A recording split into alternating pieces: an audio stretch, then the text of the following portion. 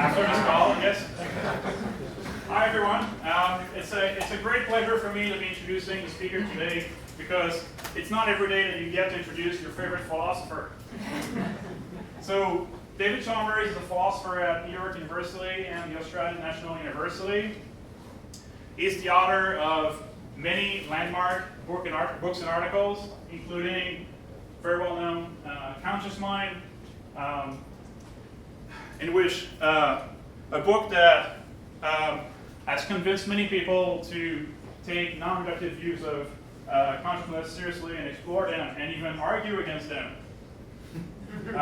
His latest book, Constructing the World, brings together his views in philosophy of language, philosophy of mind, metaphysics, and epistemology into a systematic whole that rivals in ambition and scope the great philosophical systems of the past, but with more truth in it. So Dave's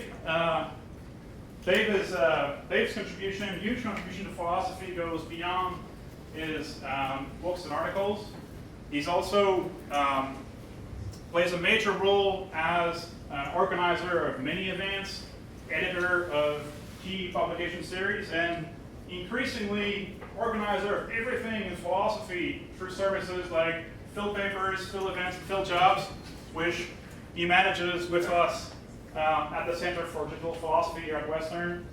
So he plays a very important role in research support activities here at Western through his role with these services. Today, he will be talking to us about spatial experience and virtual reality. So please join me in welcoming David Chalmers to Western.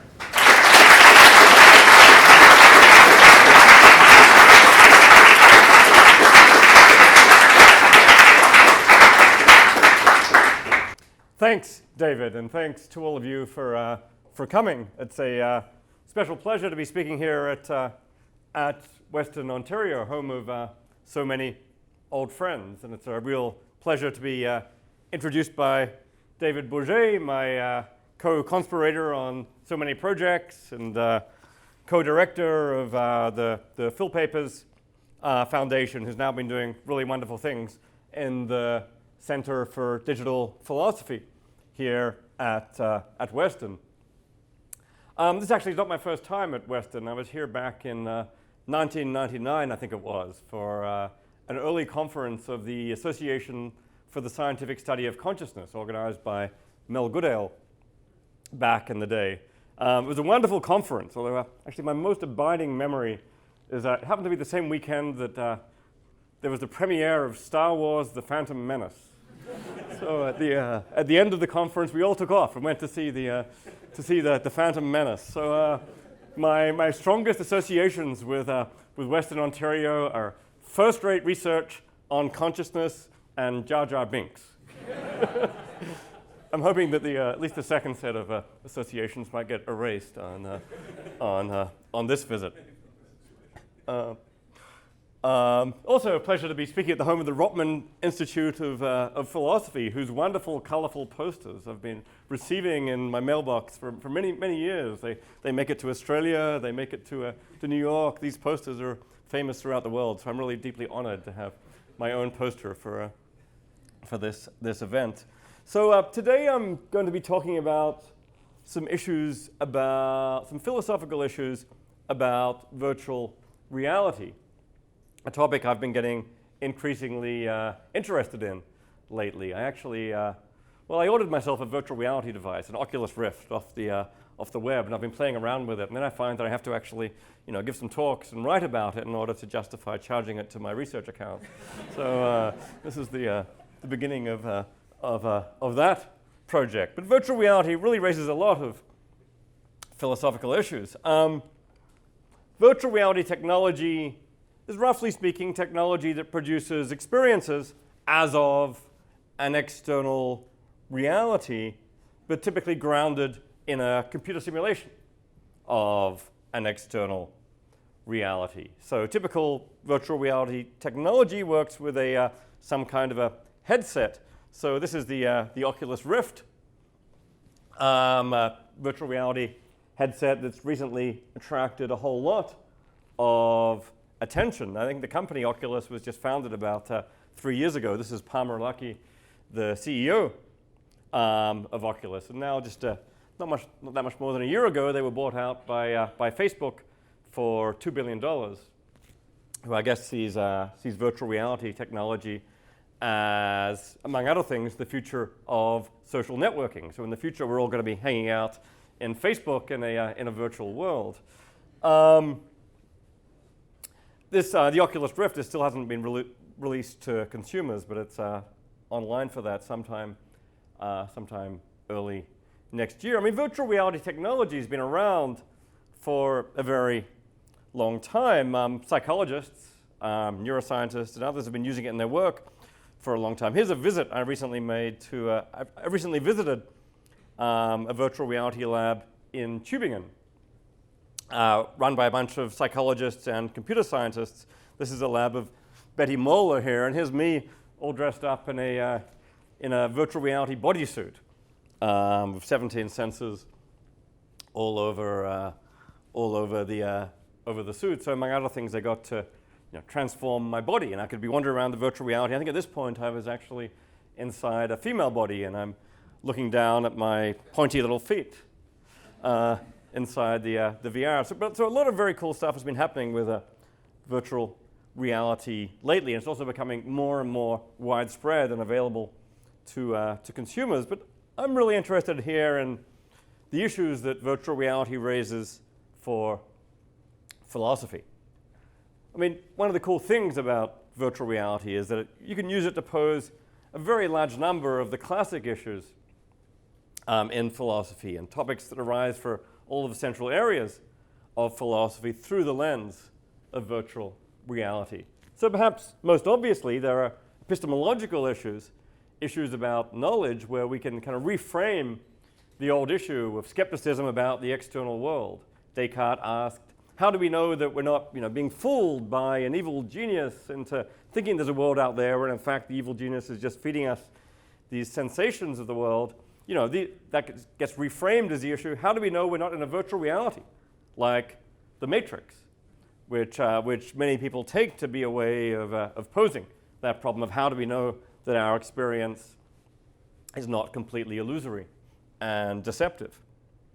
There are issues in metaphysics. What is the nature of the objects we interact with in a virtual world? When I interact with something like a virtual table or a virtual tennis racket and so on, what is the ontological status of those objects ultimately grounded in some kind of computation? I mean, you might think this suggests a whole new kind of ontology of the objects we interact with as being computational or informational. There are issues about language, how to analyze meaning in virtual reality, especially as people go back and forth between normal external reality, non-virtual reality, and virtual reality. We often use a lot of the same words, table, chair, and so on. Do they mean subtly different things inside and outside virtual reality? There are issues about value. Robert Nozick famously posed issues about what we value basically using a virtual reality metaphor. He used the example of the experience machine. Just say we had a chance to enter an experience machine, basically a virtual reality, which would be just like ordinary life, but a lot better, a lot nicer and more fun, and all those apparently good things you value in normal life. There'd just be a lot more of that. Would we actually enter that machine? And he pumped the intuition that maybe we wouldn't. We'd be losing something by being in this virtual reality compared to a non-virtual reality, and maybe something about our interactions with people we love or interactions with a real, genuine external reality, and to use that to draw conclusions that we value, for example, more than just experience. We value the external things we're in contact with.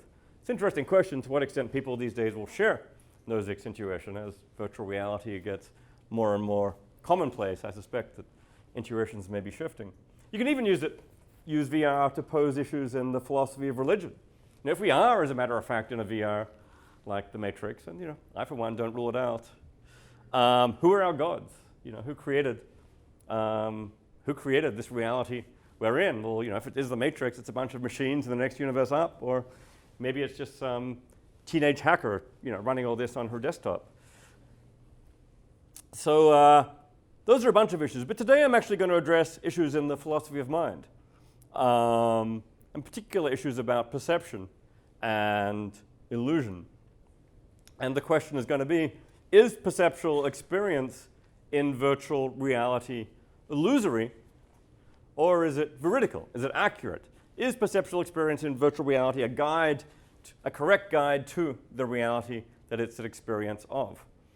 Or, to put it in non-technical language, when experiencing virtual reality, are things the way they look to be? Or is it in fact some kind of illusion where things are not the way they look to be? And I'm going to focus especially on the case of spatial experience and talk about whether virtual reality involves spatial illusions. I'm going to argue that it doesn't, or at least that it needn't. There are certain kinds of uses of virtual reality by familiar expert users that need not involve any particular kind of illusion. And I'm going to try to use this to shed light on spatial experience and space more generally. This is part of a much bigger project of thinking about spatial experience and the spatial, as well as thinking about virtual reality. But this is at least one interesting place where they come together. At the beginning, it's useful to distinguish between different kinds of virtual reality or different modes of embedding in virtual reality, what we can call permanent VR and temporary VR. So permanent virtual reality is lifelong embedding in virtual reality. So one's experiences always have virtual causes. That's the kind of embedding in VR suggested by movies like The Matrix, where at least at the beginning of the movie you see someone who's spent his whole life inside the virtual reality of The Matrix, and then one can pose questions about that. That's arguably not the realistic situation for VR in the short term, unless we turn out to have lived in the Matrix all along. Rather, the kind of embedding in VR which is suggested right now by virtual reality technology, such as the Oculus Rift, is temporary virtual reality, short-lived experiences in virtual reality, where one's experiences normally have non-virtual causes. And at least at the beginning, the being in virtual reality is relatively abnormal for one. I mean, I don't know, maybe as it catches on, it will become more and more normal. But at least presumably for most of us, our time is going to be divided between non-virtual reality and virtual reality, although whether it's 99 to 1 or 1 to 99 may depend on the individual and how widespread this technology becomes. So I've written about permanent virtual reality before. A number of years ago, I wrote an article actually for the website of the movie The Matrix. They got a philosopher, Chris Grau, working for Red Pill, the production company of The Matrix. Of course, the Wachowski brothers, as they were then, were very interested in philosophical issues, and they thought, well, they wanted to promote philosophical commentary on the movie. So I ended up writing an article all about issues raised by The Matrix, called The Matrix as Metaphysics, which I still maintain to this day is the most profound philosophical article I've ever written. No one believes me because I think it's about a bit of cheap fluff about this Hollywood movie. But I do think the issues go deep. In that article, I argued that normal experiences in a permanent virtual reality are non-illusory. The people who've spent their whole life in a matrix have veridical or accurate experiences of virtual objects in a virtual space. If I've been in a matrix all along, then there really is a computer in front of me. There really are people out there sitting in chairs and so on. It's not all a grand illusion. So in that article, I argued if we turn out to be living in the matrix, our ordinary experiences will mostly be veridical, and our beliefs will mostly be true. I mean, the world will be somewhat unlike the way we took it to be. It'll have this weirdly computational basis, but that's part of the underlying metaphysics of the world, not part of the manifest image. The objects we take to be present at the manifest macroscopic level, like tables, chairs, people, will all be there. But that's permanent virtual reality. Today, my focus is going to be temporary virtual reality, the kind suggested by temporary use of the Oculus Rift and other VR devices. And the question is going to be whether experiences in temporary VR are veridical or illusory. So here's somebody using an Oculus Rift maybe for the first time and experiencing this immersive virtual world, and it's all kind of cool. But is she having an illusory experience as of that world, or is it an accurate guide to reality? And my claim is going to be that at least for many users of temporary virtual reality, many or most experiences will not be illusory. But to pose that question, I'm now going to take a detour away from virtual reality and start with a more commonplace and familiar case, the case of mirrors. And I'm going to raise the question, is ordinary experience on looking at a mirror illusory? And I think this will be a way to kind of sharpen and bring the question into focus, as well as to provide a useful analog case for thinking about virtual reality in more depth. Okay, so here's the American president looking in a mirror. And he sees himself in the mirror. And the question is he now undergoing some kind of illusion? And there's roughly two views here. One is that, it seems to him as if there's a person out there on the other side of the mirror where there's not. So he's undergoing some kind of illusion. And the other view is that he's seeing himself roughly where he is, and it's not an illusion.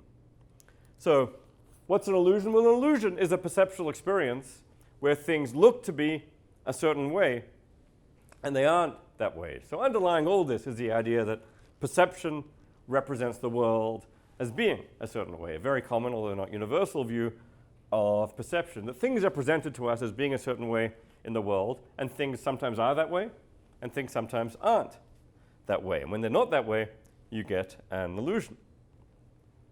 So take the famous Muller-Lyer illusion. Here, one line looks longer than the other, but in fact, it isn't. The lines have the same length, and even when you know that these lines have the same length, the illusion doesn't go away. It still seems perceptually to you as if one is longer than the other, even though you might judge they're the same length. So the lines look to you a way that they aren't, and there's an illusion. So we can raise the question, are mirrors relevantly like that? Are mirrors illusory? And here there are two views.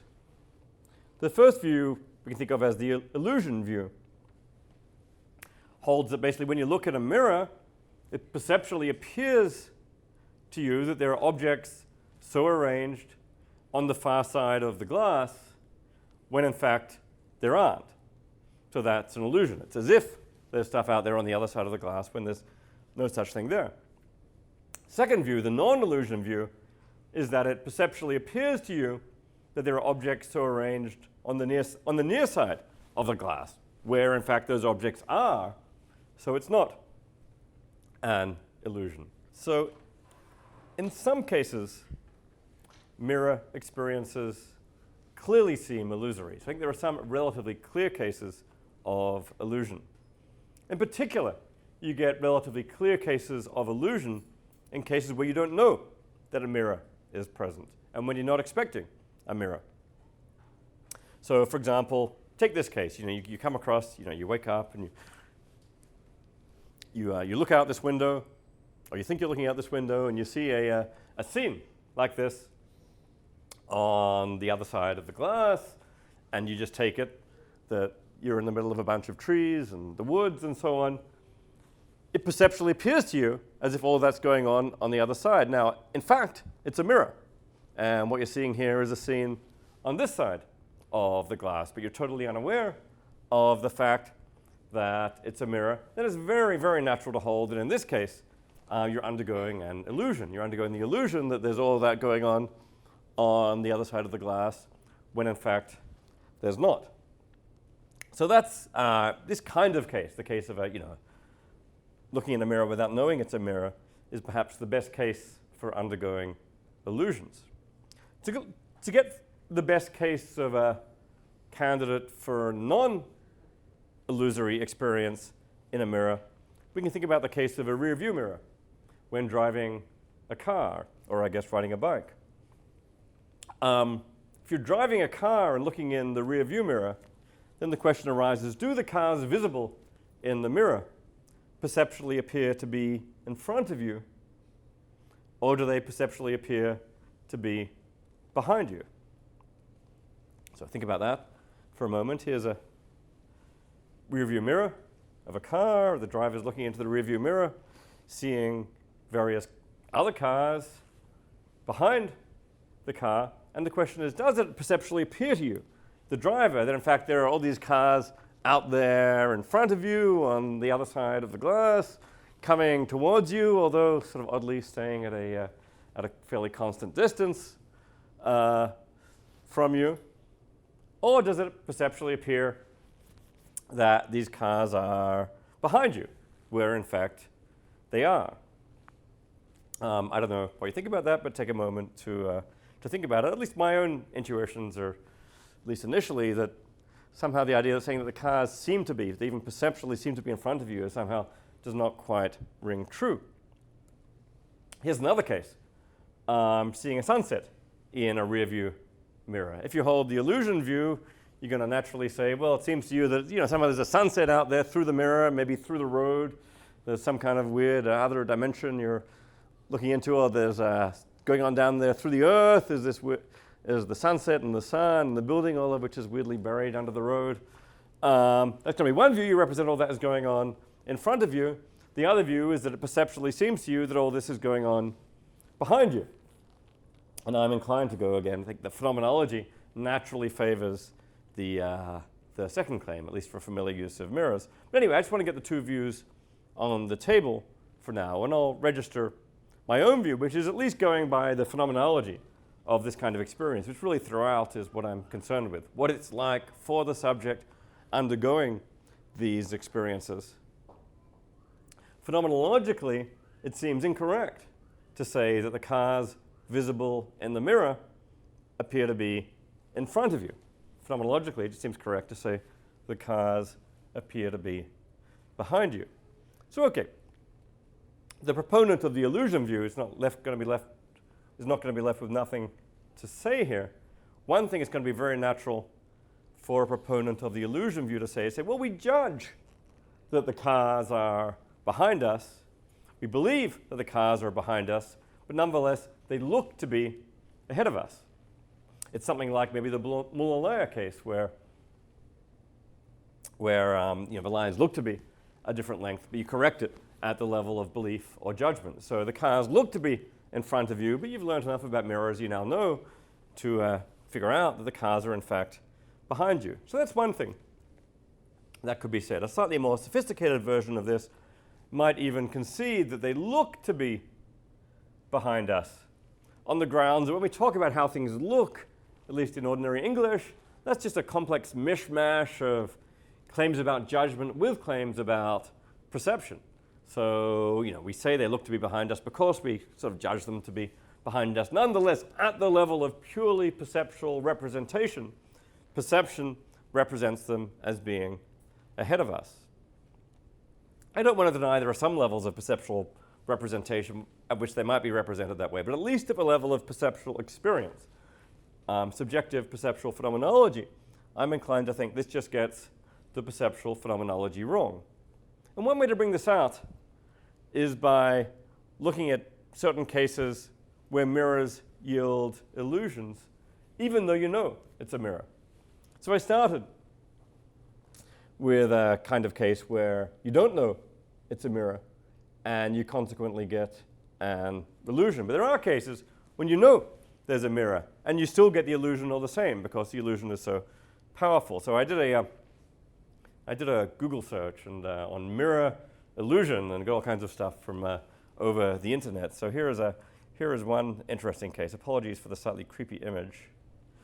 So you look at this case, and you've got the very powerful sense that, in fact, there's continuous, here's somebody without a torso, and there's continuous, you're seeing grass out there, in fact, when presumably that's not how the situation actually is. Somebody suggested to me that maybe this is actually a fake image, and that the grass wasn't really set up this way. But imagine a case like this, where in fact, the girl on the picture does have a torso, and the grass you're seeing here in the mirror is actually grass from over here. But somehow it's lined up in such a way that you have the very powerful sense that what you're seeing in the mirror is the grass way over there in the distance behind the girl. I think in this sense, it's a very powerful sense. And even once you start entertaining the idea that the grass is over there, is actually over here, you get the very powerful sense that you're seeing the grass on the other side of the mirror. So in this case, it's a very powerful illusion. It doesn't go away once you start believing otherwise. Or there are these mirror box cases that people deal with in psychology, and you've got two hands down there, but what you're seeing in the mirror is in fact the left hand. Nonetheless, you're just looking at the mirror one, you see something happen to what appears to be your right hand, you react with your right hand, and there's various physiological measures that suggest that your right hand feels threatened, because you've got a very powerful phenomenological sense here that is in fact your right hand in the right context, even though you're looking in a mirror. So these are cases where you do get illusions in the mirror. In this case, you've got the illusion that such and such is going on with your right hand. In fact, when it's not. So in these cases, you get an illusion, and in particular, you get the power. I think in these two cases, you get the powerful phenomenology, as of these things being present on the other side of the mirror. I think that contrasts very strongly with these kinds of cases, where the phenomenology is just nothing like that case of the grass behind the girl. In this case, the phenomenology is all of there being cars behind you. And that's how things seem to be in this case, compared to this case where it seems that there's grass behind the girl, in this case where it seems that your right hand is like so. So what are the key features of the car case that make it a plausible case of illusion? I'm not going to offer any kind of necessary and sufficient conditions for illusion here, but here are some things that make the rear view mirror case especially relevant. Sorry, I should have said a plausible case of non-illusion, by contrast with the other cases. Well, one relevant fact, of course, is knowledge. We know that it's a mirror. But maybe that alone is not enough. I mean, the very first time you see a mirror, is that enough? A novice user of a mirror sees one for the first time. Do they immediately lose the illusion? I'm not sure. Familiarity also seems relevant. We're used to using mirrors, especially the rear view mirror. We're expert users of the mirror, very, very familiar with mirrors like this. And there's an important role of action. One's actions depend in a very strong way upon the mirror. One's dispositions to act depend and are fine-tuned to the presence of the mirror. So you look in the rearview mirror and you see a car approaching in a certain direction, the image of a car getting larger, then you're fine-tuned to get out of the way and so on. I mean, one's actions in steering the car and accelerating and braking are very much attuned to what you see in the mirror. That makes one embedded in certain kinds of sensory motor loops with which one might not be in the other cases. Also relevant is a kind of naturalness constraint. The scene presented on the in front of interpretation is much more natural, much more unnatural. I mean, in this case, for that to make sense on the in front of interpretation, it's like, it'd have to be a sunset down there through the road, through a big hole in the road. And that kind of thing just doesn't actually happen in real life. I mean, it's complicated. In this case, in the creepy case, it's still unnatural in some respects that the girl be lacking a torso, but it's also, but the fact that the grass aligns with the other grass over there and makes that a unified grass seems at least relevant to the powerfulness of the illusion, and that's a kind of naturalness. So knowledge, familiarity, action, naturalness all seem relevant to the interpretation of the case.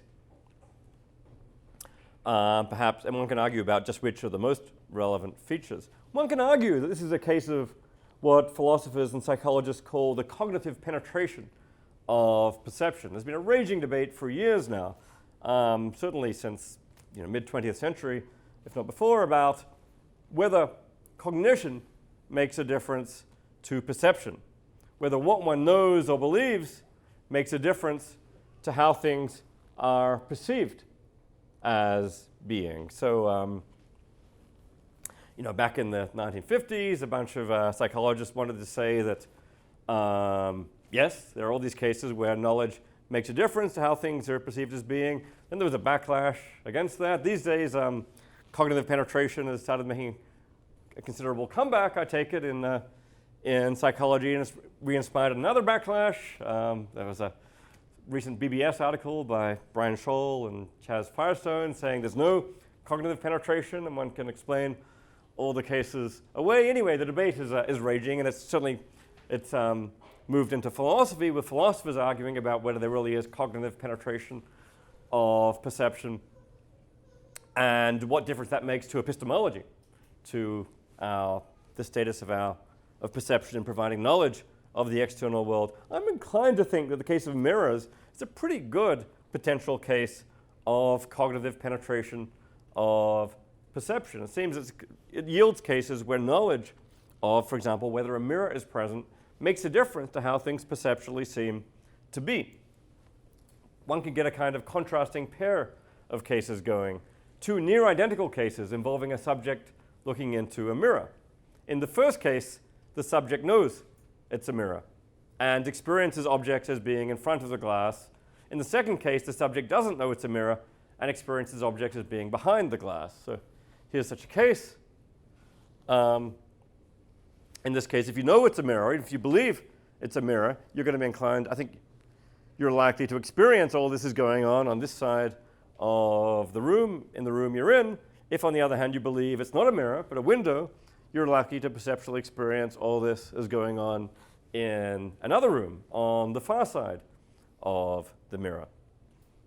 So in these cases, it seems that depending on whether or not one believes it's a mirror, objects seem to be ahead of you or behind you. And all of us have had this experience of walking into a restaurant or something and there being a mirror on the wall. And initially, you don't realize it's a mirror, and you recognize the restaurant. You experience the restaurant as being much bigger than it is. And then you realize it's a mirror, and suddenly your experience kind of closes in on yourself, and it seems much smaller. And I gather there are studies have been done suggesting that putting mirrors on the walls of rooms or restaurants is just not that effective at giving people a sense of spaciousness, because once you know it's a mirror, it's like one simply doesn't experience it as spacious in the same way. Knowledge really makes a difference to how it seems. So, this isn't like no kind of open and shut case, of course. One can reject cognitive penetration in all these cases. But to reject cognitive penetration here, I think you basically need to hold a hard line and say that basically objects never in the mirror seem to be on this side of the glass. Whenever you look in a mirror, no matter how much you know and how familiar and how expert you are, it always perceptually seems to you that the objects are out there on the other side of the glass. It's a hard line. It's a respectable line. But again, I find it phenomenologically implausible. It's an interesting question whether the phenomenology or what it's like to have the experience changes when you undergo this case of recognizing it's a mirror and somehow, I say, perceptually experiencing things to be on this side of the mirror. I'd be inclined to say yes. I think phenomenologically it seems to shift a bit.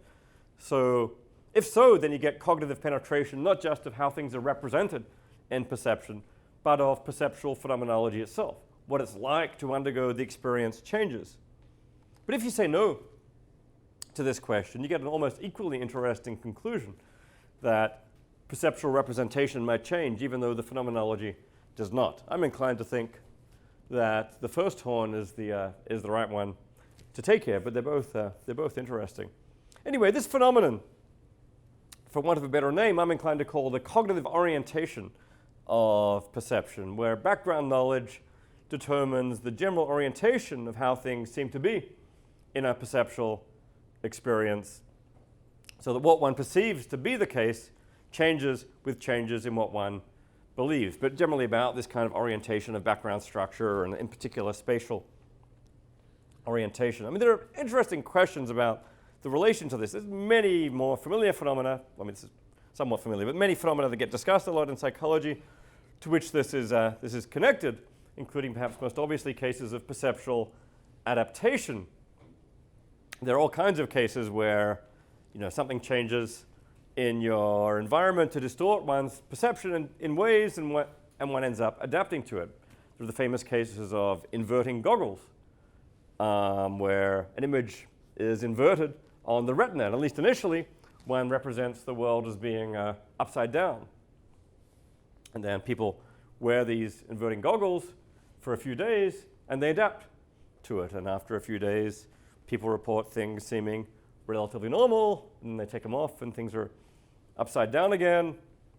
So I don't know, I don't know how many people are running these experiments these days. Every now and then I hear a report or two. Maybe Mel knows more. I don't know whether people have actually gotten to the point of going back and forth with their inverting goggles with sufficient regularity. They can just put on the inverting goggles and know they're wearing inverting goggles and thereby instantly represent the world as being the right way up again.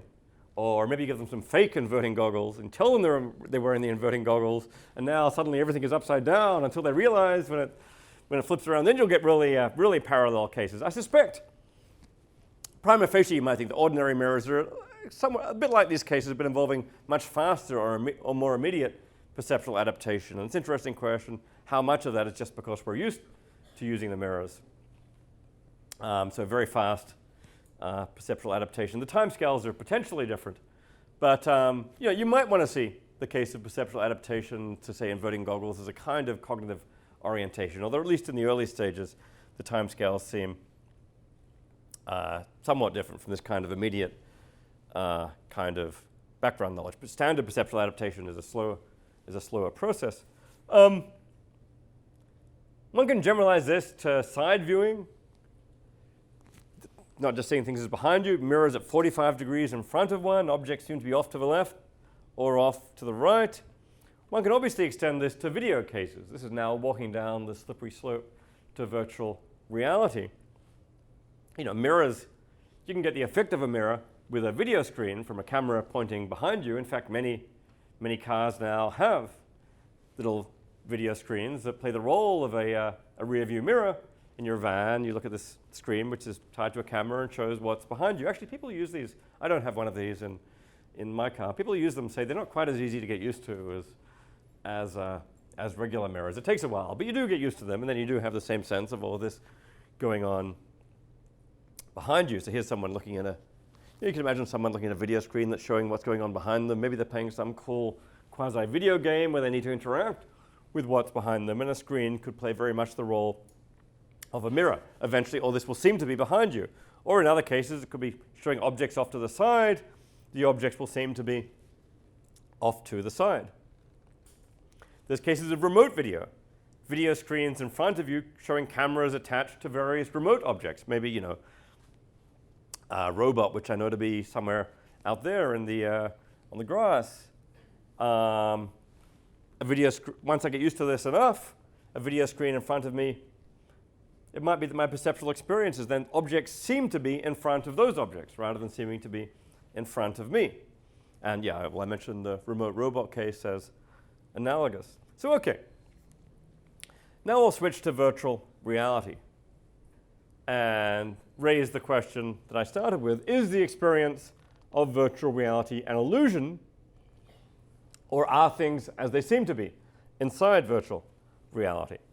So here's a fanciful depiction of a subject inside VR in the outside non-virtual reality. She's wearing an Oculus Rift headset, but inside the VR, she seems to be standing in the middle of this magnificent mountain scene.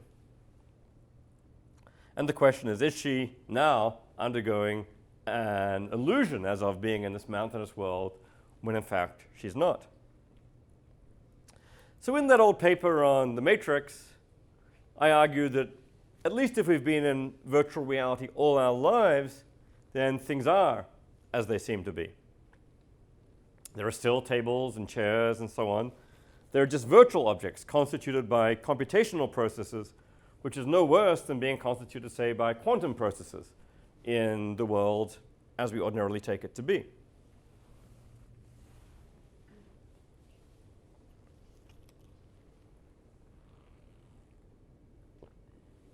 So on that view, which I think is the correct view, if we're in a virtual reality, we're perceiving virtual objects in a virtual space. If we've been in a long-term virtual reality, we really are perceiving real objects. I mean, there really is a virtual chair, and there really is a virtual table inside a virtual reality, even in a temporary one. I mean, these are just, these may be computational objects. There are certain kinds of data structure active inside the computer. Those are real objects. Maybe they're not what we'd ordinarily call tables and chairs, but they're certainly real objects. Objects which are ultimately constituted by computational processes. So in a computer running VR, there really are virtual objects, these data structures, which really inhabit at least a virtual space, a kind of a computational set of relations among these objects that constitutes at least a virtual space. I mean, all the questions, the substantive questions, I think, are really, to what extent are those virtual objects, to what extent are virtual chairs really candidates to be chairs? To what extent is a virtual space really a candidate to be a space? So virtual tables aren't the same as non-virtual tables, at least assuming we're not in a VR. If we are in a VR all along, then I guess what the Oculus Rift is doing is recreating things that are actually a lot more like real tables than we thought. But if we're not in a VR, then tables are one way, non-computational. Virtual tables are computational objects. Likewise, virtual space isn't the same as non-virtual space. Nonetheless, I think virtual space is a kind of space. One way one can get at that is by an idea which I think of as spatial functionalism. Some people here may know about functionalism in the philosophy of mind, where we identify mental states like beliefs in virtue of what they do. Belief is whatever kind of plays the role of belief in governing action or whatever. So belief is whatever plays the belief role. Well, spatial functionalism says we identify space by its role in governing interaction between things and governing experience of space. So roughly, space is what plays the space role. And one of the thoughts here is that inside a virtual reality, you have a virtual space that qualifies as a space in virtue of its role in bringing about spatial experiences and in virtue of its role in governing interaction between virtual objects. Spatial functionalism won't be my focus today, so I won't say more about it, but it's something I've been thinking about a lot. One slogan of spatial functionalism is to turn around the old idea there's no action at a distance and turn it into something more like distance is what there's no action at. That's actually an epithet and a saying due to Brian Cantwell Smith in Toronto. That's one I very much liked. Use the idea that the role of certain properties in interaction is what makes them constitute a space. But okay, so I want to now focus on the case of temporary virtual reality. What if one enters virtual reality with or without previous experience, with or without knowing that it's a virtual reality? And I think the cases here are very much analogous to the mirror cases. I'm inclined to think that the VR case is really quite analogous to the mirror case. So to start with, one certainly can get illusions in virtual reality. If you enter a virtual reality without knowing it's virtual reality, then I think one will perceive objects as in front of one in ordinary space when the objects aren't there. So here's a case. I think we're supposed to think that this guy, maybe passed out, drunk, and his friends put a VR device on him. I think he might be using Google Cardboard here, which is a cool, cheap VR that anyone can use with their $25 cardboard box from Google and an Android smartphone. Then you get a virtual reality experience. And this guy's waking up. And it's like, oh my God! Look what's happened. I've been transported to outer space or whatever. And at least temporarily, the thought is this guy is undergoing an illusion with all that's going on out there, at least until realizing what's going on. So my thought is that even in this case, the case of the full-on illusion, One is perceiving virtual objects. One is seeing certain objects. One is in causal contact, with certain computational objects, data structures. And one is perceiving those objects, which really are in virtual space. But one is misperceiving them as real objects in real space. So even in the best case for an illusion, there are virtual objects which one is in contact with. But one does, in those cases, represent them as, it seems to one, that they are real objects out there in real space. And then the question is that always what goes on with interaction in VR, or does one sometimes perceive these virtual objects correctly? So now we can ask about the experienced user of virtual reality. What about after much time in VR, where you know you're in VR? So here's Palmer Luckey again, who's presumably spent about as much time in virtual reality as anyone. Apparently, before he founded Oculus, he'd spent all his time gathering up 1 million virtual reality devices from since the 1960s and had something like the world's largest collection of antiquated VR devices and played around with all this. And then he got so serious about it, they actually started up this company realizing, hey, well, actually it turns out the technology, especially using smartphones inside smartphone-like screens inside a headset, has now gotten to the point where we might be able to make this work for consumers. Okay, so I think the non-illusion view of VR, which is the one I'm attracted to, is that after some time in virtual reality, you adapt to virtual reality, treating it as a separate space with separate objects. One takes the objects to be located in virtual space as they are, and one perceives the objects as located in virtual space too. So maybe one gets the easiest case for this if you start working with the cases which are analogous to the mirror cases, where the sensory motor contingencies and dispositions are different inside VR, which is certainly very much the case with realistic VR as it exists these days. I mean, in the kind of VRs people are actually using, the perception action cycle is really quite different from what goes on in the in ordinary non-virtual reality, in particular because the modes of action are very different. Movement and action involves very different sorts of control and special sensory motor dispositions. I mean, a whole lot of interaction in ordinary VR now just involves a bunch of stuff like, gamer handsets. So people are just pressing a bunch of buttons to move around. I mean, there are VRs where you actually be in there in your bodysuit and walk around and so on, but that's not the typical thing. Oculus is going to have a kind of a glove thing for moving one hand, but a whole lot of motion is going to involve very, very different kinds of action tendencies. So one's going to be sensitized to those. When inside a VR, to be a VR, you're going to have very different kinds of action that depend on your visual inputs. Here's another photo from when I visited the lab in Tübingen.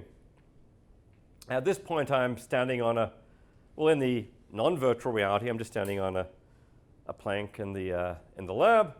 But inside the virtual reality, it appears to me that I'm standing above this great chasm, looking down, and it's a bit scary.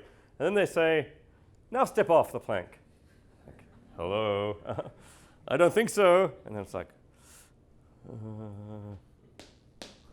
damn sure that floor is there. And then, okay, gingerly I step off, and now I'm walking on air, and that's kind of cool. It's a whole new sensory motor disposition I'm acquiring. But in general, interaction with in particular the bodily senses and touch and so on, work very different inside VR. Maybe in a good VR, it might be visually fairly realistic, and auditorily, they've got auditory stuff there through headphones. But you can you reach out for something. Typically, your hand will go right through it. In fact, in this case, I saw there was a woman standing over on the side, and they said, "Now, could you walk through her?" Hello, no, I'm not that kind of guy. I felt very awkward about this, but you do it and you just walk through this person. So, okay. After a while, I take it, the expert user with VR is going to very much adapt to these kinds of sensory motor dispositions where visually and auditorily things are similar, but the affordances for interacting with objects by touch are very different. Well, here's another case. 2 weeks ago, I visited the US Open and the tennis championship in New York, and they had a little VR display where you got to play Maria Sharapova. So here's me playing against virtual Maria Sharapova. I quite like this because it looks as if, and it kind of appears as if I've really adapted to the sensory motor dispositions very well, and I'm masterfully hitting this forehand back across the court. In fact, I'm missing miserably, and the first few times I missed miserably, and then once I started making contact, I don't think I ever actually got to get one of these tennis shots in, at least in the 5 minutes I got on against playing here. So I don't think Maria was terribly impressed. But over time, the dispositions are going to adapt. I was using my normal tennis sensory motor dispositions, not terribly well adapted. But you adapt to it, you're going to have special dispositions for using the VR. So, just say you've got an expert user who's been doing all this for a long time. Upon entering VR, the experienced user deploys cognitive orientation to virtual space with its own sensory motor contingencies. And as in the mirror case, this will plausibly deploy a certain kind of special representation associated with this cognitive orientation. And I think that's best regarded as veridical representation of virtual space. At this point, you're cognitively oriented to VR, and you represent yourself as being inside virtual space. I think one can argue that this cognitive orientation, as in the mirror case, is associated with a distinctive kind of phenomenology. One I like to think of as the phenomenology of virtuality. What it's like to experience things as virtual. I think this is maybe especially clear in the case of current VRs where virtual objects are kind of oddly intangible. They're visible, they're audible, but they're intangible. And there's kind of a phenomenology of intangibility. So particularly clear in the cases where objects are visible and audible, but intangible. But people are developing mixed realities with some elements of actual reality and some elements of virtual reality. People call this augmented reality because there's some actual reality with virtual things thrown in. In those cases, there might be some of each. So this is from a technology called Magic Leap, which is currently under development. They still haven't released this, but they've released all kinds of tantalizing photos and videos to the public of their cool augmented reality. And here's someone, you're seeing a real set of hands, and you're seeing a virtual elephant held in the real set of hands. And I think the thought is, at least for an experienced user, you get good enough at distinguishing the virtual objects from the real objects, then the virtual objects might be associated, but they might just look different in a certain way. They'll look virtual to you with the phenomenology of virtuality, a somewhat intangible difference that somehow parallels in some way the difference in the mirror case. They've also released this really cool video of playing a first-person shooter inside an actual office where you get to pick up all kinds of guns and shoot. You're inside your actual office, and then the aliens appear, and you're in a pitched battle with them. No one knows whether this video is actually real, whether it represents real technology or just kind of fantasy technology. But this is something on its way. Okay, so what about virtual reality coming from a camera on a robot body with your actions controlling that body? I'm inclined to think that's at least relevantly analogous to the TV screen on that body, where one's cognitively oriented to the robot once one knows it's coming from this robot, and one accurately perceives the space in front of the robot, whether or not there are special sensory motor, even whether or not there are special sensory motor contingencies. You might go back and forth between knowing you're in the robot VR, knowing you're in the ordinary space, and the moment you switch to the robot, you know you're in the robot, you're now perceiving robot virtual space.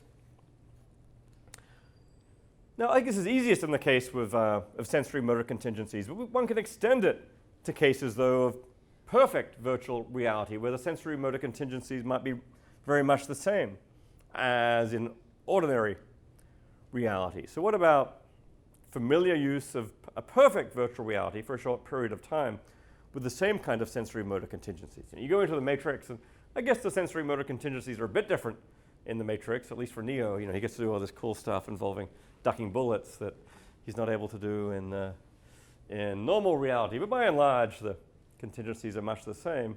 This is analogous to a perfect robot case. One's cognitively oriented to the VR nonetheless, and thereby accurately perceives the virtual space, much as one would do with a real robot that one gets oriented to. Another analogy that may help here is the kind of shrinking cases, like the old movie Fantastic Voyage, where people shrink down and you're on the ship going through the bloodstream, and there are all the blood cells around you. I was going to update this case from the 1960s, but I couldn't get much further than the 1980s with Honey, I Shrunk the Kids. I don't know if there's a better, more contemporary version of this. I've got to update the Matrix case too. So, what's it? Ant-Man. Okay, good. So, so we shrink down to ant size, and initially you don't know you're shrunk down to ant size, and the ants look huge. But then once you know you're at ant level, you cognitively orient, and the ants seem to be roughly the size that they are. At first, not knowing you're shrunk, you might have spatial illusions. But I think upon becoming cognitively oriented, you can make a case you're veridically perceiving the size of things. The same goes for VR deriving from a shrunken robot body perceiving a shrunken world.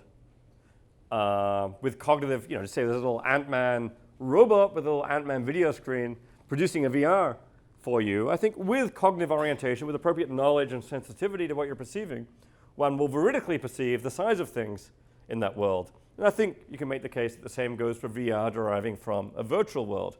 Here is a virtual game I actually played where it's a little bit like Fantastic Voyage, but inside VR. This was a game where you got to go through a brain, and the conceit is there's a whole bunch of diseased neurons inside the brain. You've got to spot the diseased neurons and focus your laser on them and shoot the diseased neurons, and you get a lot of points that way. So it's a neuroscience first-person shooter. So that's going to be a big niche product in the future. Anyway, I think after a while inside this virtual VR, you cognitively orient to the virtual space and to the virtual size of things. So I'm inclined to think that as we use VR more and more, this view will come to seem increasingly plausible. There will be illusions in VR. It's not too hard to get them going. But these will be typically involve special cases where action goes wrong, or at least is disposed to go wrong, much as in non-virtual reality. Normal, familiar, or expert action will typically be correctly representing virtual space, just as it does in non-virtual reality. I mean, one could raise a lot of questions here. What about people who go back and forth between normal reality and virtual reality? I'm inclined to say as long as they know which is which, their perception will be cognitively oriented to the one they're in and won't be illusory. Maybe if you somehow temporarily fool someone into thinking they're in one but not the other, then they'll go wrong temporarily as they can with mirrors. What about language? I'm inclined to think the meaning of language will also switch easily between, say, real object and virtual object. You see a table, table means virtual table, or maybe we'll acquire a broader content that subsumes both. I mean, arguably something like that's already happening with virtual objects in video games. People talk about going to World of Warcraft and talk about guns, or they go into a car video game, they talk about cars, then the words just have this very great flexibility for going back and forth between non-virtual and virtual reality. For the philosophers here, it's a bit like people talk about these twin Earth cases where you go from a world where the water is H2O to a world where the watery stuff is XYZ. Sometimes you can switch slowly from one to the other. If you don't know, if you switch really fast, maybe your world water just goes back and forth. There's a bunch of open questions here, which I won't try to settle, but I'll just list a couple before concluding. What are the precise conditions for representing virtual objects in virtual space, as opposed to representing non-virtual things out there in non-virtual space? And that kind of parallels the question of when do we move from illusion to veridical perception, a question that came up already in the case of mirrors, but now applied to VR, and in virtue of what? I've mentioned some of the relevant factors: knowledge, familiarity, action dependence, naturalness, but I haven't even tried to give precise conditions here. What should we say about cases of mixed perception of virtual and real environments, as in augmented reality? I'm inclined to think again that if virtual objects are distinguishable in some ways, one will get cognitive orientation for individual objects within a virtual reality, maybe combined with phenomenology of virtuality. If, on the other hand, the virtual objects are not distinguishable from the actual objects and one interacts with them as a seamless whole, maybe one gets a kind of cognitive orientation to a disjunctive world. I think there's many ways this can go, actually, depending on how the augmented reality is used and depending on the way in which one represents oneself as being in a single common world. There's many different cases well worth exploring. Anyway, time to wrap up. I'm inclined to think that in everyday interactions with virtual reality, things are going to be much as they seem to be, much as in the case of ordinary reality. And I'm interested in this, partly for what it tells us about the philosophy of mind, but partly for what it tells us about virtual reality more generally. I think a big pressing question as we go forward with the use of virtual reality is to what extent is virtual reality a second-class reality, a kind of fake where everything is an illusion, everything is a simulacrum, derivative of ordinary reality.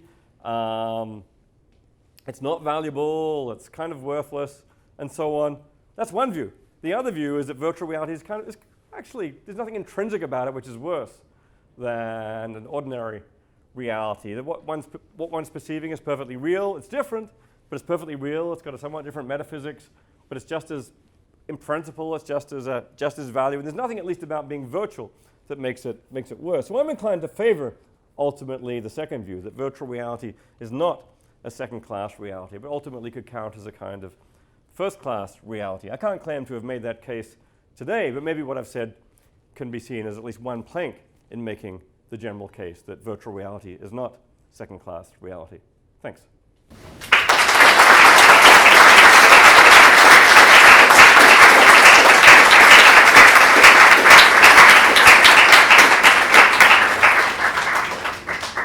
Okay, we have 30 minutes for questions. Please raise your hand, and I will try to write down names or places. Let's start here. Thanks for the talk.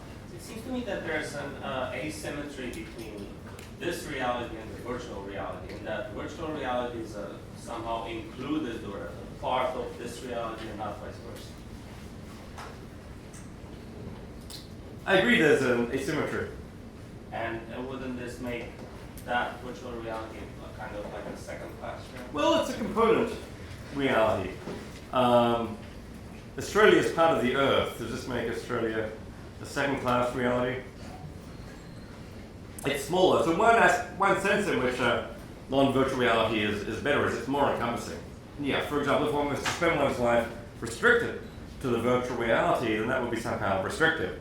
And it's better to have more access to all of reality. But that's like telling me when I was growing up, you have to spend your whole life in Australia. I mean, it's real, but it's not everything. So I certainly agree that there's that sense in which it's restricted. On the other hand, if you spend your whole life in non-virtual reality without inhabiting the virtual reality, you'll be missing out on something as well. So I agree there are those containment relations, but I'm not inclined to think that one should see those as reflecting some difference in the level of reality.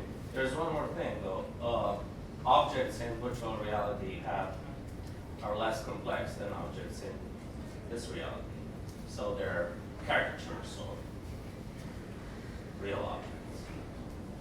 Okay, so this is certainly true. Yeah, current VR is very, it's got a poverty of detail and complexity compared to current non-virtual objects. But is that something which is an intrinsic and necessary consequence of there being virtual? I'm inclined to think that's merely a consequence of the current state of technology. And as VR gets more and more developed, there's no obstacle in principle to the perceived objects being as complex, as detailed, as rich as non-virtual objects. So in that certainly respect, current VR is obviously second-class reality. It's mostly a very austere video game-like reality. But I don't see that as being a necessary consequence of being virtual. And finally, if I may, the last intervention. This reality is way more problematic. We can solve scientific research problems. There's real problems in this reality, whereas in that reality, we have designed it so there's no problems.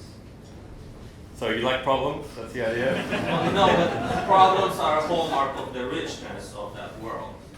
Yeah, although it's very unclear to me that we couldn't, I mean, certainly one could design a virtual reality with its own laws of physics, and there are going to be a whole lot of problems in there too. Maybe the problems will be different in kind. Maybe if you've got access to the source code of your reality, you can use that to know a bunch of things about what's going on distant virtual planets that one couldn't know in ordinary reality. So maybe, for example, there'll be kinds of epistemic access. Maybe the VR can be set up with control, depending on, if you're the super user of your own virtual machine, maybe you get to control all the other virtual entities out there that you're interacting with. So yeah, so that's one way to set up a virtual reality. If you did that, then things would be a lot easier for you. And if as, well, the Prime Minister of Australia, Malcolm Fraser, 30 years ago, said life wasn't meant to be easy. So if you hold that view, then maybe at least you're going to want to go for different kinds of virtual reality where things add up to you. Even in, say, World of Warcraft, things aren't easy. You're just a little, you're an individual there interacting with a whole reality which is beyond your control. And I think that might be that's probably a better case for thinking about how realistic VR might go. Okay, next question, Chris Me.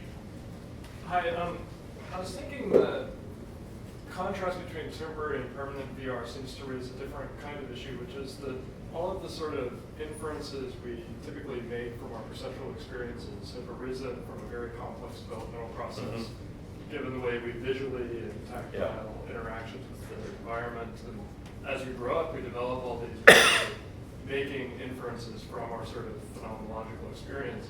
In temporary VR, presumably you're designing the VR to piggyback on those sorts of inferential habits that we've already acquired in order to have consistent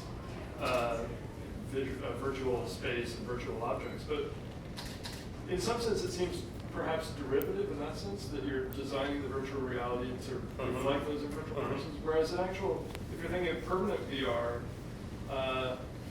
you wouldn't have acquired those perceptual capabilities except through interacting with the VR. So I think there's a bigger divide there. And it might also indicate that the virtual space, the virtual objects are actually, in some sense, derivative, namely that you've programmed them to correspond to the perceptual capabilities we actually have. That seems right. And the question is how deep that difference goes. Certainly any kind of temporary VR that people are going to actually use is going to be in some ways derivative on the capacities of the user. I mean, not every VR has to be a perfect copy of external reality. In fact, they're not in various respects, as came out. And it's an interesting question how much plasticity there is. So how weird and different you can make a VR and still have people adapt to it. Maybe psychologists in Mel's lab are already performing these experiments to see just how plastic this can go. But certainly with the kind of VRs which are being used, things are derivative on the ordinary capacities. And the question is what that means. That's not going to undermine, I hope that's not going to undermine the case I was making for these things not being illusory. But certainly you're right that in the case of someone who's born into a VR, their entire set of dispositions will be shaped by the VR. I mean, there's still the question of, Neo was presumably born into the Matrix, but with a biologically normal human baby. I don't know when fetuses or babies get implanted into the Matrix. It's kind of weird actually. Two virtual people have virtual sex inside the Matrix, and people out in the machines are like, oh, this looks like there's going to be a virtual pregnancy going on. Now we need to get the relevant bits of the genetic material from these two pods out in the external world and mix them together. And when do they implant a fetus into the pod? This raises all the difficult issues that parallel those for for Catholics, like when does the fetus get a soul?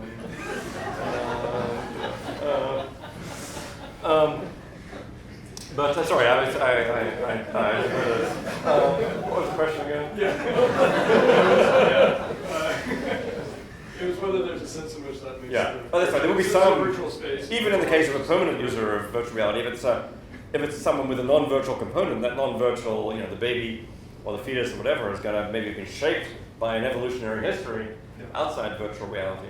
Of course, I haven't really focused here on the case of the virtual user of VR, who's wholly virtual, and is wholly simulated body and brain, which will then have different questions. So I'm inclined to think, there are going to be serious difference between those cases. I'd like to think that it's not going to make a difference to the stuff I was concerned about here. And maybe it's another sense in which VR is already somehow derivative. And there's various cases, obviously, in which VR is at least now mostly derivative on external reality. It copies various things. And maybe this is the sense in which it would have to be essentially derivative because it's going to have to rely on our existing dispositions. An interesting question whether that makes it in some sense second class. Maybe I'd say second level, but not second class. Next question. At the back. What about the metacognitive orientation of introspection, for instance? It struck me while you were talking that there's actually a kind of pretty powerful structural analogy between VR and introspection. insofar as VR sort of introduces a dedicated relationship between the information available and the kinds of cognitive capacities that you have. And so when you try to introspect, there's a strange sense in which all of us are kind of strapped into our own Oculus Rift, trying to figure out what's what. And through the course of your presentation, you mentioned all kinds of different illusions that arise as the result of simply not having enough information. So information neglect leads us to draw erroneous conclusions in a number of circumstances involving information availability and cognitive capacity.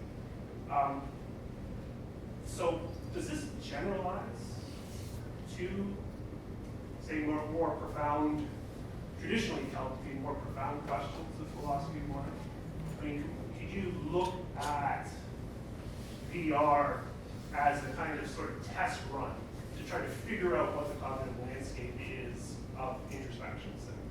I'm trying to figure out the connection you have in mind to introspection. So in the case of perception, we're trying to figure out external reality based on having a bunch of experiences. When you talk about introspection, I think of this as analogous. I'm trying to figure out what's going on in the depths of my mind based on the conscious experiences I'm having, or is it something more like, I'm just trying to figure out what conscious experiences I'm having right now based on having those experiences? If you're a philosopher, you're trying to figure out what experience is experience representational, intrinsically representational. Arc-will, real, I mean, the list goes on and on. It's that kind of question. In each case, you can kind of liken the attempt to theoretically reflect upon experience as being akin to Neo, absent an oracle, trying to reflect on the nature of nature. Well, okay, I get the question now.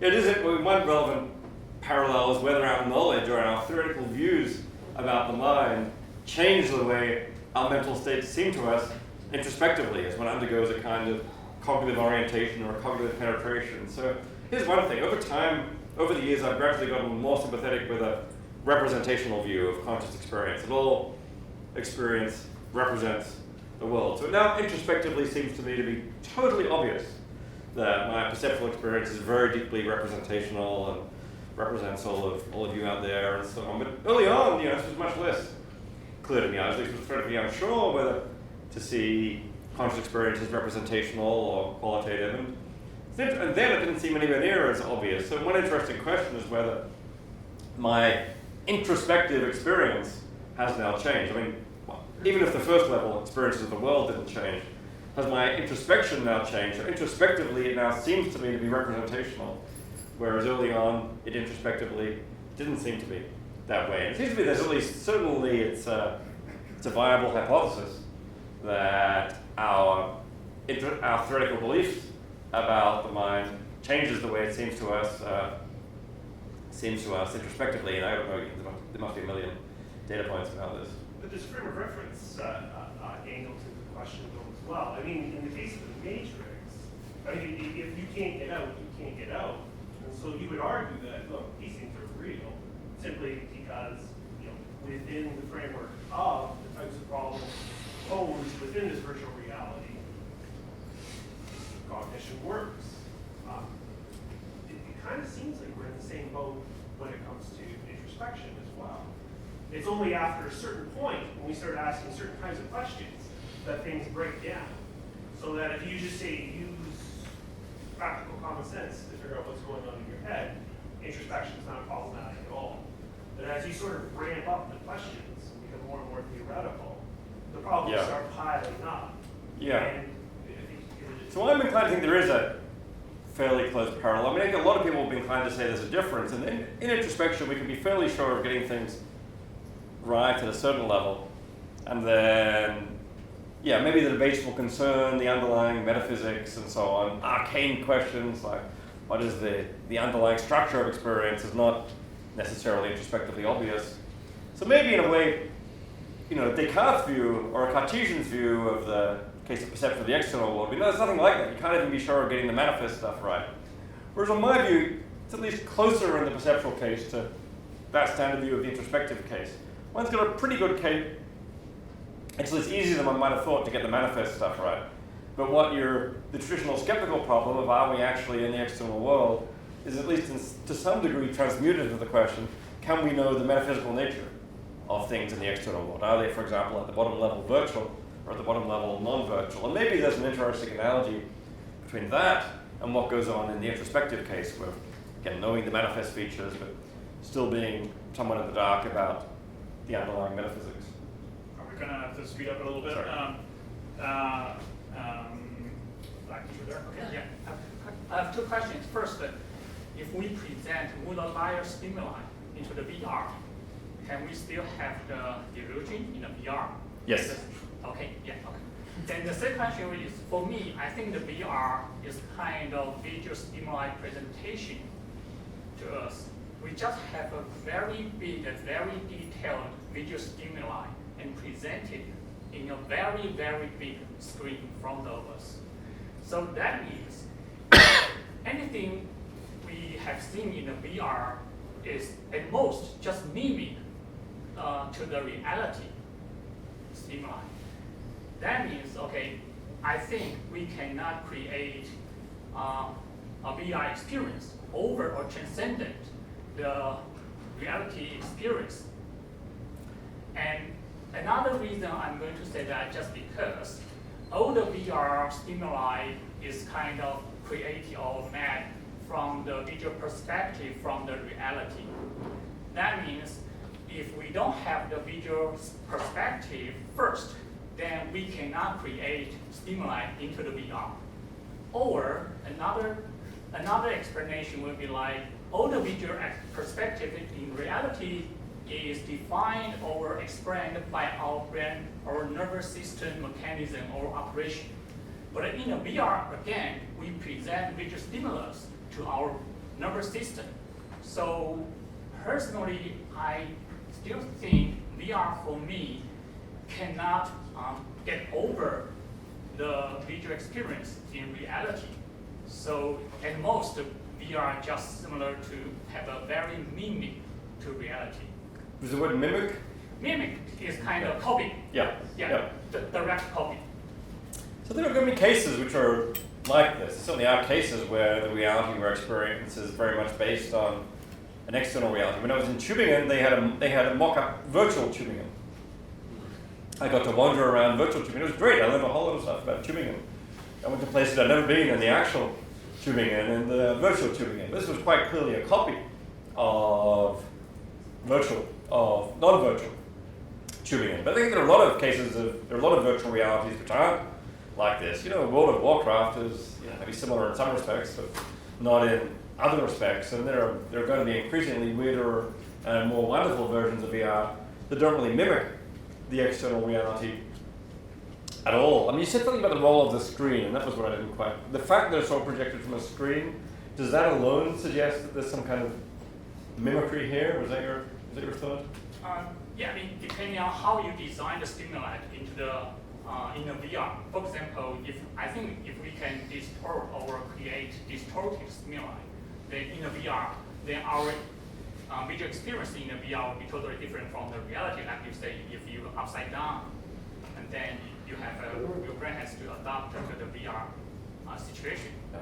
I presume that programmers of VR are going to get more and more creative and program all kinds of weird stuff into computer simulations, which will then feed to their screens, which initially we'll be totally confused by, and then we'll get to address that question of plasticity and say, maybe we'll end up perceptually adapting to 26-dimensional reality with violations of laws of gravity, and we'll just somehow get amazingly good at this. That may not be in any sense a mimicry of external. So in your work, you think the stimuli or visual experience in the VR can be transcendent, can be over the visual experience in reality? Yeah, I think there's all kinds of possibilities for virtual reality that go way beyond what we currently experience. I have two questions at the far back. Blue t-shirt first. Yeah.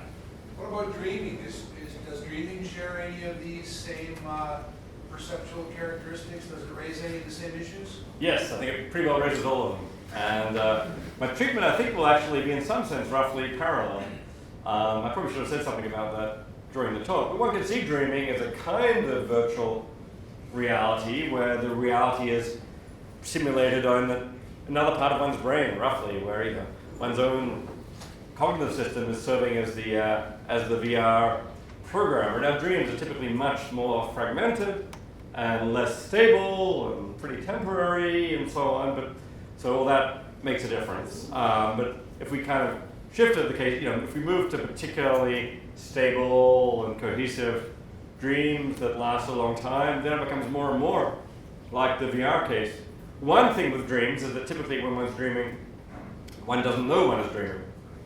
So at least the case for it being illusory is a bit stronger there because of that. The parallel is now going to be a VR when you don't know you're in a VR. On the other hand, one dreams a lot. You do this every night. It would be like going into a VR every day for a third of one's day or whatever without knowing one's in a VR. Maybe that would become sufficiently normal, or there'd be some special kind of thing going on there where it's not illusory. So I'm not sure what I want to say about dreams being illusory, but the real parallel case to familiar expert use of a VR is maybe lucid dreaming, where you do know you're dreaming, and maybe you can make a case that when you're lucid dreaming, you're somehow the really familiar expert lucid dreamer. Maybe you do represent all this, veridically represent all this is going on in dream space, and it's not really an illusion at all. In any case, I think there are lots of parallels. Matthew? I'm wondering about the veridicality conditions for spatial perception VR. So it seems that they're going to have to refer to something like a normal cause. Given that you can distort spatial relations in VR in any kind of way you want, it seems that whatever's going to be vertical is what normally causes the kind of experience you're having. But the first time you put on a VR headset, there's no normal cause. Does that mean all first VR experiences are by definition illusory, or are you using verticality conditions for normal perceptions, or importing them? I'm inclined to think the first time you put on a VR headset, you have an experience as normal cause as something non-virtual. So the first time you put it on, you're representing something that's going on in normal space. I think that's the very natural thing to say. Of course, if you don't know you're in VR, then that's going to continue for a long time until you use VR enough unknowingly that it becomes normal for you, and then it will switch. What cognitive orientation does is provide a way to somehow switch sooner than one would otherwise, because somehow one's knowledge, one's in VR, makes this a new kind of labeled experience. It kind of gets to have its own normal cause, but I'm still inclined to think it doesn't switch the first time. I mean, the first time you use a mirror, even knowing it's a mirror, I think it just seems very plausible. Things perceptually seem to be in front of you, and it takes a while to get that distinctive phenomenological shift where things seem to be on this side. And I guess I'm inclined to think something like that's probably true of VR. I've used VR a reasonable amount, but not that much. I'm not sure if I've yet gotten to that point. Maybe I have, but yeah, it's unclear when. It's probably not the first time. It could happen the first time in principle. I don't want to say that could never happen. So does that mean that all first VR experiences are illusory experiences? I think there's something to be said for that. It's interesting if someone became familiar enough with VR and the whole idea of VR, they anticipated their VR experience enough, they're kind of an expert in advance, they're already cognitively oriented to it, they're just ready. So the first time, I know I'm in VR, maybe I see it the first time as being a virtual space. I don't want to say that couldn't happen, but it's a good question. Next is me. Okay. I answered it when you were getting the bottle of water. Yeah. Well, stop me if you actually did. Yeah. So I wonder if what you see, what you're presented with in the VR case isn't really true in the story, in the same kind of way that when you read a book, you might say, well, it's true, so-and-so really did kill so-and-so. That was true in the story. It's just part of that. It's a different kind of truth. It might be true. Mm-hmm. You might kind of believe in these things, or say you play a role play game. All kinds of there are these rules. There's a background story and so on, and you can sort of you kind of grant some kind of reality to the monsters and so on, but they're only true in the story. So I wonder if the cognitive orientation doesn't do the same thing. It makes you kind of bracket everything with, yeah, that's true in the story. And as long as you don't forget that, to bracket add that, then everything is kind of coming out screws. Yeah, I mean, maybe that's one attitude it's possible to take to VR, treating it as a giant fiction. Maybe certain kinds of VR experience will be very much like this. And you can actually watch a movie in VR or see a play or something, and then one's attitude might be similar. I mean, the difference is, of course, you're in, at least the paradigm cases of VR, you're there, you're interacting, it actually means a great deal to you. So when you're in World of Warcraft, I think people don't treat it just as a fictional world they're in. I mean, there's something make-believe about it. There's also something that really matters to you. You're an agent there interacting with real entities, you're really on a quest, and it looks like your attitudes aren't exactly that of in a standard fiction that you're merely observing as well. So I think it's probably consistent to take most attitudes. Maybe there's a general case. If it's true in the virtual world that blah, then it's possible to take the attitude that true in the virtual world that blah is like true in a fiction that blah. And it's possible to take the attitude that it's true over here that blah. And those will correspond to somewhat different cognitive attitudes you can take to the same virtual world. Mm-hmm. So I just wonder if we can sort of look at a different slippery slope, going to role-play games and books, maybe something a bit closer to VR. You have like a role-play game where you kind of draw things a lot, you create all kinds of pictures, and in these cases, the end of that slippery slope is the book, where it's really just through the story. Mm-hmm. So you can have a kind of illusion supposed to be reading, and you're really, really absorbed. You're like, no, he's gonna die. Oh, I'm just reading. Maybe that could happen in a limited case. So it's kind of the same. I mean, I agree there's going to be a spectrum of cases, but in fact, there are going to be VRs which one's attitude is nothing like one's attitude to fiction. So Neo in the Matrix at the beginning, there's no element of pretense or fictionality about his attitudes. And I can imagine coming to be embedded in a virtual reality as rich as this one, where I spent half my life, where there's just no element of pretense in my attitude towards it. My attitude towards it's all completely real. It all matters. It's not something which I can just. Oh, maybe that's a bit that I missed. So I thought when you have that attitude, you're actually taking it and you are suffering an illusion because you're not cognitively oriented. You're like, oh, that's really out there in front of me. I mean, just say I spent my whole life in Second Life, and there are some people there I interact with, and it's like maybe there are people who are native to Second Life who I interact with, and maybe I form relationships, and I got important friendships, I got business deals and partnerships and so on. After a while, maybe actual Second Life is only so far down the slippery slope to that. One can imagine going a whole lot further. It no longer feels anything like pretense. Right? I mean, pretense kind of comes along with a certain kind of lightness. Fiction is like it's real, but then it's something you can kind of just slough off. It doesn't matter. I think a virtual world, one's attitude towards a virtual world needn't be anything like that. But you're mixing in a different element, which is an element of reality. You're interacting with real people in Second Life. You're making like potentially real contracts and so on.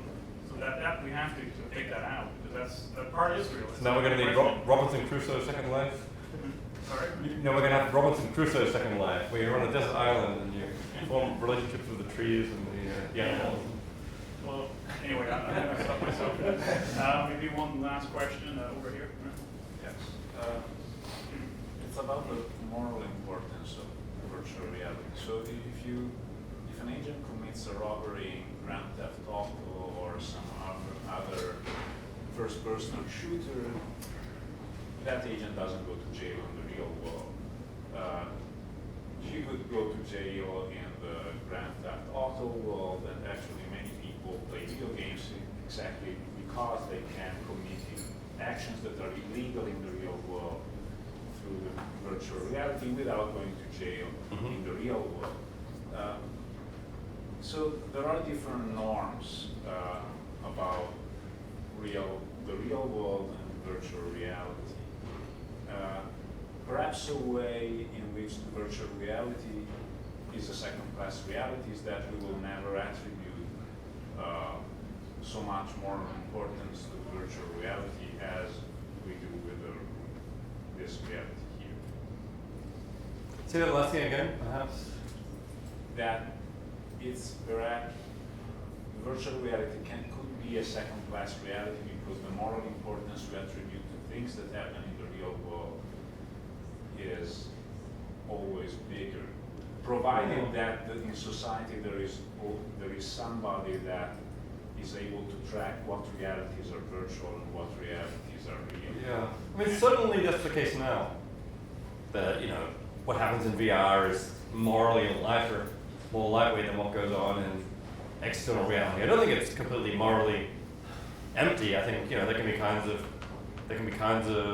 be assault, there can be trauma of various kinds within VR, which at least matters, but maybe there's a sense in which it matters, at least in paradigm cases, less. I don't really see why that has to be an essential feature of it. I mean, why it couldn't turn out that, for example, we might end up spending almost all of our time, there's a nuclear war and the Earth becomes this miserable places and our bodies are diseased and so on. We find a way to enter this matrix like VR where we spend most of our time, and then it might be the interactions that happen inside the VR, which are the ones that somehow really matter for us. We don't particularly care what happens to our bodies and so on up in the external world, at least as long as it provides a condition to support our existence within the underlying VR. The underlying VR is going to be the locus of our everyday lives and what's going to carry the most moral weight for us. So I think, it's being part of one's, one's central form of embedding in the world that matters. And right now, that locus is non-virtual, but I don't see why it couldn't be virtual. Okay, we're out of time. Sorry if we didn't get to your question. Oh, I also wanted to show some distinguished Canadian philosophers using virtual reality.